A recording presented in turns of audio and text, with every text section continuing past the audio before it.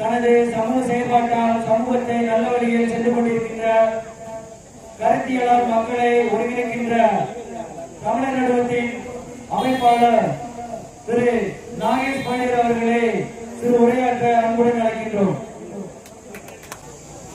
தன் உயிரை இன்று 31 ஆண்டுகளுக்கு பிறகும் ஒரு மனிதனால், ஒரு தலைவனால் வீரியமாக எழுச்சி பெற்று தன்னுடைய இனத்திற்கு ஒரு தலைவராக விளங்க வேண்டும் முடியுமா என்றால் அதற்கு இன்னைக்கு நடக்கக்கூடிய நிகழ்வுதான் ஒரு மிகப்பெரிய உதாரணமா இருக்க முடியும். ஆனா உண்மையிலே இந்த மாடக்கோட்டை அப்படின்னு வந்து எனக்கு தெரியும். சிங்கண்ணே எல்லாருமே பாத்தீங்கன்னா நம்ம நிறைய மேடைகளை பேசியிருக்கோம். தமிழ்நாட்டில் பாத்தீங்கன்னா நம்ம பல மேடைகளை பேசியிருக்கோம். ஆனா இந்த ஊர் அப்படி என்பது என்னுடைய சொந்த ஊர் அப்படின்னால உண்மையிலே வரலாற்றுல எனக்கு வந்து ஒரு வித்தியாசமான அனுபவம். அப்படின்னா நான் இளம் வயதில் நான் பள்ளிக்கு கல்லூரிக்கு சென்ற போதுதான் இங்கே அரசியல் நடந்து கொண்டே இருக்கும். ஆனா அப்படியே நான் என்னுடைய சொந்த ஊர்ல இன்னைக்கு நான் பேசுறதுக்கான ஒரு வாய்ப்பு கிடைச்சிருக்கு. அப்படின்னா அப்படியான ஒரு வாய்ப்பை எனக்கு உருவாக்கி கொடுத்து என்னையெல்லாம் அரசியல் தளத்தில் ஒரு அறிவார்ந்த ஆளுமையாக வளர்த்து விட்ட எங்களுடைய தமிழ் தேசிய தந்தை செல்வா பாண்டியர் அவர்களுக்கு என்னுடைய முதற்கண் வணக்கத்தை தெரிவித்துக் கொண்டு,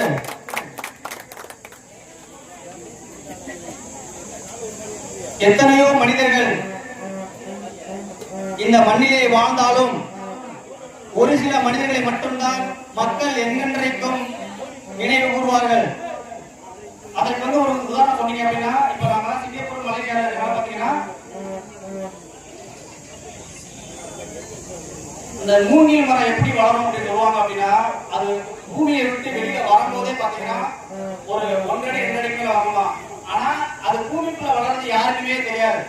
அப்படித்தான் சுப்புரவனுடைய புரட்சி என்பது இந்த மண்ணில் மிகப்பெரிய அளவில் வளர்ந்து கொண்டு அது யாருக்குமே தெரியாம இருந்தாலும் 2025 செப்டம்பர் 13 இன்றைய நாளில் ஒரு மிகப்பெரிய விருட்சமாக வளர்ந்து நின்று இன்றைக்கு நாம் எல்லாம் இங்கே மிக சிறப்பாக அவருக்கு போல நடத்தி கொண்டிருக்கிறோம். சரி, ஆனா நான் விஷயத்துக்கு வந்துடுறேன். நாமெல்லாம் ஆண்ட பரம்பரை, சேர சோழ பாண்டியர்கள் எல்லாம் நான் பேசிட்டே இருப்போம். ஆனா உண்மையிலேயே சேர சோழ பாண்டியர்கள் அப்படின்னா நாம உண்மையிலேயே சேர சோழ பாண்டியர்கள் மாதிரி இருக்கணும். இதே நிலைமை வந்து நாம இந்த சமூகத்துக்கு விட்டுட்டு போறோமா, இல்ல இந்த சமூகத்தினுடைய நிலைமையை மாத்த போறோமா அப்படின்ற ஒரு தொடக்கமா தான் இந்த நிகழ்ச்சியை நான் பார்க்கிறேன். ஏன் இந்த சமூகம், இந்த தலைவர் சுப்புனுடைய மக்கள் அரசியல், பொருளாதாரம் எல்லாத்திலையும் வளர வேணும் அப்படின்னு நம்ம நினைக்கிறோம். அப்படின்னா இவர்கள் சரியாக வளர்ந்தால் மட்டும்தான் ஏனைய சமூகங்கள் வளமோடும் நலமோடும் இந்த மண்ணிலே வாழ முடியும் என்று உண்மையை உணர்த்துவதற்காக. ஏன்னா நாம இங்க வந்து சாப்பிட்டு இருக்கோம், பக்கத்துல வந்து சாப்பிடாம இருந்தாலும் நம்ம சாப்பிட போடாம விட்டுருவோமா? கண்டிப்பா அவனுக்கு சாப்பாடு போட்டு நம்ம சாப்பிடுவோம். அப்படிப்பட்ட ஒரு வழித்தோன்றல் வந்த நாம கண்டிப்பா நாம அரசியலிலும் சரி, பொருளாதாரத்திலும் சரி எழுச்சி பெற்று தலைவர் சுப்பு அவர்களுடைய கண்ட அந்த அதிகார கனவான வெறுமனே ஏறும் போரும் என்னுடைய குலத்தொழில் அப்படின்னு வெளியில ஏற்று எழுதியிருக்கிறது மட்டும் இல்லாம உண்மையிலேயே என்னுடைய குலத்தொழில் ஏறும் போரும் அப்படின்னா நாம தான் விவசாய சங்கத்துடைய தலைவராக இருக்கிறோம். இன்னைக்கு தமிழ்நாட்டுடைய விவசாய சங்க தலைவரா வந்து இந்த ஏறும் போரும் சொல்லக்கூடிய இதே சமூகம் இருக்கிறதா என்றால் கண்டிப்பா கேள்விக்குறிதான். வெறுமனே பேருக்கு மட்டும் ஏறும் போரும் குலத்தொழில் போட்டுக்க மட்டும் முக்கியம் கிடையாது. நாம என்ன அடைய நினைக்கிறோமோ ஏறும் போரும் குலத்தொழில் அப்படின்னா நாம தான் விவசாய சங்க தலைவராக இருக்க முடியும். ஏன்னா இந்த மண்ணை நீங்க பாருங்க, உண்மையிலேயே கஷ்டப்படுறவங்க தான் வந்து நல்லா இருக்கணும்னா எனக்கு தெரிஞ்சுட்டு இந்த பகுதியில நான் பார்த்த வரைக்கும் நம்மளுடைய பெண்கள், நம்மளுடைய வயக்காலத்துல நாம கஷ்டப்படுறத விட உலகத்துல யாராவது கஷ்டப்பட முடியுமா? அப்புறம் ஏன் நம்ம மட்டும் எதுவுமே வந்து வளர முடியாது? ஒரு காவல்துறை, நீங்க வந்து ஒரு போலீஸ் ஸ்டேஷன் போனாலே ஒரு பிரச்சனையை வந்து தீர்க்க முடியுதா? தீர்க்க முடியல. அப்ப எல்லாத்துக்குமே போராட வேண்டியிருக்கு. நீங்க மதுரை விமான நிலையத்துக்கு இமானுவேல் சேர்த்து பேர் வைக்கணுமா? ரோட்ல இறங்கி உருண்டு இறங்கி போராடணும். போராடாமல் எந்த ஒரு இனம் தனக்கு தேவையான ஒன்றை பெற்றுக் கொள்கிறதோ அந்த இனம்தான் அதிகாரத்தில் வளர்ந்து நிற்க முடியும். அந்த ஒற்றை கனவை 1990 காலகட்டங்களிலே இதே புதுத்தூர் இருக்கக்கூடிய இந்த சிறுவாச்சி பஞ்சாயத்தில் வெற்றி பெற்று இதுதான் அதிகாரத்தின் அடையாளம். இதே போன்று ஒவ்வொரு கிராமங்களிலும் ஒவ்வொரு பஞ்சாயத்துகளிலும் நீங்கள் அதிகாரத்தை நிலைநாட்ட வேண்டும் என்று அன்றைக்கே நமக்கெல்லாம் எடுத்து தான ஒரு வெற்றியினுடைய அடையாளமாக, அதிகாரத்தினுடைய அடையாளமாக விளங்கியவர் தான் இந்த அரசியல் அதிகாரத்தினுடைய தலைவர் சுப்பு அவர்கள். நாமெல்லாம் தலைவர் சுப்பு அவர்களுக்கு வருஷ வருஷம் வந்து இங்கே புகழஞ்சலி செலுத்துவது என்பது ஏதோ ஒரு சடங்குக்காக கூடி கலைவது போல் இல்லாமல், இன்னைக்கு இங்க இருக்கக்கூடிய இளைஞர்கள் எல்லாம் எத்தனை பேர் வந்து நீங்க வந்து சொந்தமா தொழில் தொடங்குறீங்க அப்படின்னு தெரியல. ஏன்னா நம்முடைய அமைப்பாளர் திருப்பூர்ல இருந்து வந்திருக்காரு, அவர் இன்னோவா கார் வந்திருக்காரு. அவர் வந்து வேலை செஞ்ச ஒரு இன்னோவா கார் வாங்க முடியுமா? அப்ப இதெல்லாம் நீங்க மாத்தி சிந்திக்கணும். நீங்க இங்க நடக்கிறது வந்து அரசியல் அதிகாரம் என்பது ஏதோ உங்களுக்கு கட்டு தாமதம் வச்சு கொடுக்க மாட்டாங்க. நமக்கு என்ன வேணும் அப்படிங்கறத நாம தான் அதை பெற்றுக்கொள்ளணும். இப்போ நமக்கு ஒரு கார் வேணுமா, நாம தான் வந்து வாங்கணும். நமக்கு அரசியல் அதிகாரம் வேணுமா, நம்ம பஞ்சாயத்து வேணுமா, நாம தான் போட்டி போட்டு. ஏன்னா இது வந்து ஒரு போட்டி. இப்ப சிறுவாச்சியில காலங்காலமா வந்து கபடி போட்டி நடந்துகிட்டே இருக்கு. அந்த போட்டியை நம்ம வெற்றி பெறணும். என்ன பண்ணணும்? தூங்கி எந்திரிச்சு வெற்றி பெற முடியுமா? நமக்கான அணியை சேர்க்கணும், அந்த அணிக்கு பயிற்சி அளிக்கணும். எதிரியை விட வலிமையான ஒரு கபடி போட்டி அணியை உருவாக்கினா மட்டும்தான் நாம் அந்த கபடி போட்டியில் வெற்றி பெற முடியும். அதே போலதான் அரசியல், பொருளாதாரம் எல்லாத்திலையும் இங்கே மிகப்பெரிய போட்டி நடந்து கொண்டிருக்கிறது. நீங்க ஒப்பாரி வைக்கிறதுனாலயோ இல்ல கூடி போராட்டம் நடத்துறதுனாலயோ நமக்கு எந்த விதமான அரசியல் முடிவும் நடக்க போவதில்லை.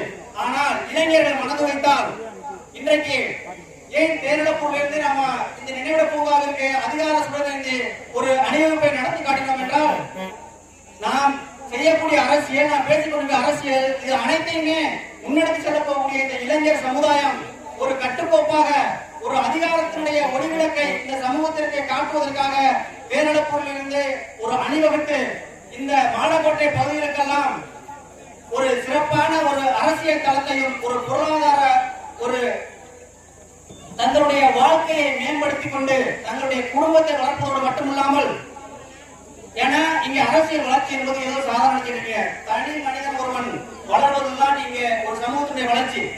ஏன்னா ஒரு கிராமத்துல ஒரு குடும்பம் வளருது அப்படின்னா அதை பார்த்து மற்ற குடும்பங்கள் வளருவாங்க. அப்ப அந்த குடும்பமே, அந்த ஊரே மிகப்பெரிய அளவுல பொருளாதாரத்துல அரசியல் வளர்றாங்க அப்படின்னா அந்த சமூகமே அந்த அரசியல் பொருளாதாரத்துல வளருதுன்னு அர்த்தம். ஆனா இதையெல்லாம் இல்லாமல் சின்ன சின்ன முரண்களை பெரிதுபடுத்திக் கொண்டு நீ பெரியாரா நான் பெரியாரா அப்படின்னு நம்ம நமக்குள்ளே சண்டை போட்டு இருக்கோம் அப்படின்னா நமக்கு போதிய அரசியல் புரிதல் இல்லை என்றுதான் நாம் சொல்ல முடியும். இந்த தலைவர் சுப்பு அவருடைய தன்னுடைய உயிர் தியாகத்தை ஒரு ஆயுதமாக கொண்டு இங்க எதிரிகள் மீது வந்து நமக்கு எதிரிகள்ன்றது யாருமே பாதிக்க வேண்டிய அவசியமே இல்லை.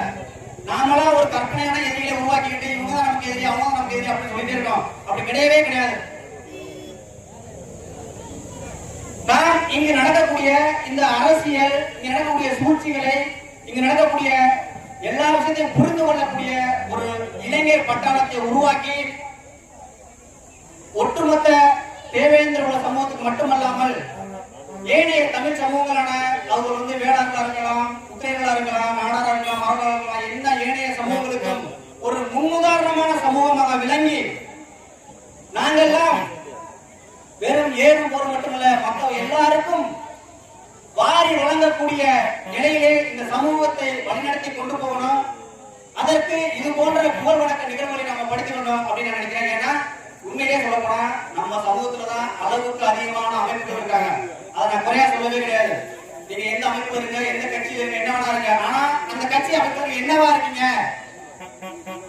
வெறுமனே வால் போஸ்ட் போட்டுக்கிட்டு கட்ட எடுத்து இருக்கீங்களா, இல்ல உங்களுடைய பிரச்சனையை தீர்க்கிறதா அந்த கட்சியில இருக்கீங்களா? ஏன்னா உங்களுடைய பிரச்சனையை தீர்க்கு நீங்க சொன்னா அந்த கட்சி தீர்க்கும் அப்படின்னா அதுதான் உங்களுக்கான கட்சி. உங்களுடைய நாளைக்கு எல்லா ஏனைய கட்சிகள் இருக்காங்க, உங்களுடைய பட்டியல் பிரச்சனை தீர்க்குமா? உங்களுடைய சொந்த பிரச்சனை தீர்ப்பாங்களா? இப்படி அனைத்து பிரச்சனைகளையும் உங்களுடைய பிரச்சனைகளை ஒருவன் தீர்க்கிறாங்க, அவன் தான் உனக்கான கட்சியாக இருக்க முடியும், உனக்கான அமைப்பாக இருக்க முடியும்.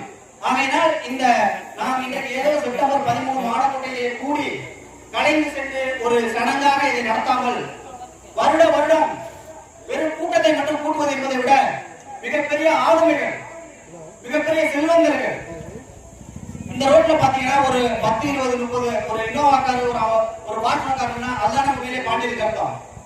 நான் அதெல்லாம் எதுவுமே செய்ய மாட்டேன், ஆனா நான் தான் சேர சொல்ல பாண்டியிருந்தா மொத்தம் சிரிக்க மாட்டானா? அவன் என்ன வச்சிருக்கானோ அதை விட பெட்டரா வச்சிருக்கவங்க தான் பாண்டியனா இருக்க முடியும். அவன் 10 லட்சம் ரூபாய் கார் வச்சுதான் நம்ம 1 லட்சம் கார் வாங்கணும். அவன் பைக் வாங்கினா நம்ம அவனோட பெட்டரா வேற பைக் வாங்கணும். இதை சொல்லிட்டு நான் உன்னை விட நான் சிறந்தவன், உன்னை விட நான் ஆடம்பரம் சொன்னா உலகம் ஏற்றுக்கணும். நம்மளை நாமே நான் சேர சோழ பாண்டியன் என்று தலைப்புரை சொல்லிக் கொண்டு வெளியேற்றுவதால் இங்கே எந்த பிரச்சனைகளுக்கும் எந்த தீர்வு அமையப்படவில்லை. அதே போல நாம் யாரையும் குற்றச்சாட்ட விரும்பவில்லை. அது ஏன்னா நம்ம வந்து எல்லா கம்யூனிஸ்ட் இயக்கங்கள் எல்லா இயக்கத்தையும் நம்ம படிச்சாச்சு. உண்மையிலேயே பிறந்ததிலிருந்தே நேச்சுரலாவே நாம தான் உண்மையான கம்யூனிஸ்ட். இதை கம்யூனிஸ்ட் என்று நம்ம நெத்தியை எளிமட்டி கொண்டு நம்ம அலைய வேண்டிய அவசியமே இல்லை. எங்கெல்லாம் அநியாயங்கள் எங்கெல்லாம் காட்டு மனிதனங்கள் நடக்கின்றனோ அதையெல்லாம் அடக்கி ஒடுக்கக்கூடிய முதல் குரலாக நமது குரல் தான். இங்கு மட்டுமல்ல, தமிழ்நாடு இந்தியா முழுக்க இதே நம்ம தான் நடந்துகிட்டு இருக்கு. ஆக இங்க வந்து நாம வந்து நம்ம பிறப்பிலே நாம வந்து ஒரு கம்யூனிஸ்ட். இதை நான் வெளிப்படையா கம்யூனிஸ்ட் அவசியமே கிடையாது. ஏன்னா ஒருத்தர் துன்பப்படும் போது, ஒருத்தன் பசிக்கு உணவு இல்லாமல் கஷ்டப்படும் போது அவனை பார்த்துட்டு நாம் ஒருபோதும் இருந்ததில்லை, இருக்க போறதில்லை. அதே போல நாம் எவருடைய சொத்தையும் கொள்ளையடிக்க வச்சுக்கிட்டு இங்க காரு பங்களான வாழவே இல்லை. அப்ப இதையெல்லாம் இருக்கக்கூடிய இளைஞர்கள் புரிந்து கொண்டு, குறிப்பாக பெண்கள், ஏன்னா மற்ற எல்லா பகுதிகளை விட நம்ம பகுதியில உண்மையிலே பெண்கள் ரொம்ப கஷ்டப்படுறாங்க. அவருடைய வாழ்வாதாரம், அவருடைய வாழ்க்கை தரம் வந்து எல்லா வகையிலும் முன்னேறணும். தன்னுடைய கணவனையோ தன்னுடைய குடும்பத்தாரையோ எதிர்பார்க்காமல் அவர்களுடைய சொந்த உழைப்பிலே அவர்கள் நிற்க வேண்டும். மற்ற ஏனைய தமிழ்குடியினுடைய பெண்கள் போல நமது சமூகத்துடைய பெண்களும் சுயமாக தொழில் தொடங்கி சொந்த காலில் நிற்க வேண்டும் என்று நாங்கள் ரொம்ப பேராசை கொள்கிறோம். அதே போல குடும்பத்தில் உடைய ஒவ்வொரு இளைஞர்களும் முதலில் தங்களுடைய குடும்பத்தை கட்டுக்காக்க வேண்டும். நான் குடும்பத்தை பார்க்க மாட்டேன், யாருமே பார்க்க மாட்டேன், சமூகத்தை பார்ப்பேன் என்று சொன்னால் அது சமூகமே ஏற்றுக்கொள்ளாது, யாருமே ஏற்றுக்கொள்ள மாட்டார்கள். ஆகையினால் நாம் முதலில் நம்மையும் நமது குடும்பத்தையும் வளர்த்துக் கொண்டு ஒவ்வொரு வருடமும் அதை தலைவர் சுப்பு அவர்களுக்கு சமர்ப்பிக்குமாறு நான் உங்கள் அனைவரையும் அன்போடு கேட்டுக்கொள்கிறேன். உலகம் இருந்தும் தமிழ்நாட்டில் இருந்தும் பல்வேறு இடங்களிலிருந்தும் வருகை தந்து இன்றைய இந்த ஒரு சிறப்பான புகழ் வணக்க நிகழ்ச்சியை ஏற்பாடு செய்வதற்கு எங்களுக்கு வாய்ப்பையும், அதே போன்று எங்களுக்கான இந்த வழியை ஏற்படுத்தி கொடுத்த உங்கள் அனைவருக்கும் தமிழர் நடுவத்தின் சார்பாகவும் தேவேந்திர குல வேளாளர் பண்பாட்டு கழக சிவகங்கை மாவட்டத்தின் சார்பாகவும் என்னுடைய மனமார்ந்த நன்றியை தெரிவித்துக் கொண்டு, நாம் அனைவரும் வாழ்க்கையில் ஒவ்வொரு முறையும் வெற்றி பெற்று அந்த வெற்றியை அதிகாரத்தின் அடையாளம் இருக்கக்கூடிய தலைவர் சுப்பு அவர்களுக்கு சமர்ப்பித்து, தலைவர் சுப்பு வாழ்க, தலைவர் சுப்புவின் மக்கள் வாழ்க, ஒட்டுமொத்த தமிழின குடிகள் வாழ்க என்று கூறி வாய்ப்பளித்த உங்கள் அனைவருக்கும் நன்றி கூறி விடைபெறுகிறேன். நன்றி, வணக்கம்.